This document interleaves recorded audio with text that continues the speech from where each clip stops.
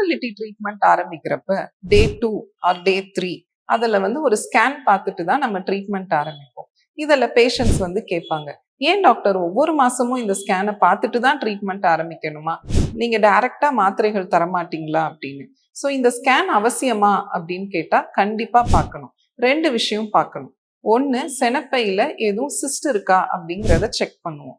ஏன் அப்படின்னா ஒரு சில சமயத்துல செனப்பையில முந்தின மாசம் ஃபார்ம் ஆன கருமுட்டை திருப்பி நார்மல் சைஸ்க்கு சுருங்காம இருக்கும். அந்த மாதிரி ஒரு சிஸ்ட் ஃபார்ம் ஆச்சு அப்படின்னா நம்ம கருமுட்டை வளர்ச்சிக்கு மாத்திரை கொடுக்கறப்ப அதோட எஃபெக்ட் ஒழுங்கா இருக்காது.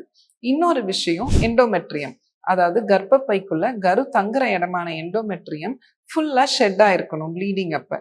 அதுவும் ஒரு சின்ன ஒரு மெல்லிசான கோடு மாதிரி ஆயிடும். அந்த மாதிரி இருக்கிறப்ப தான் நம்ம ட்ரீட்மெண்ட் ஆரம்பிக்கிறது நல்லது.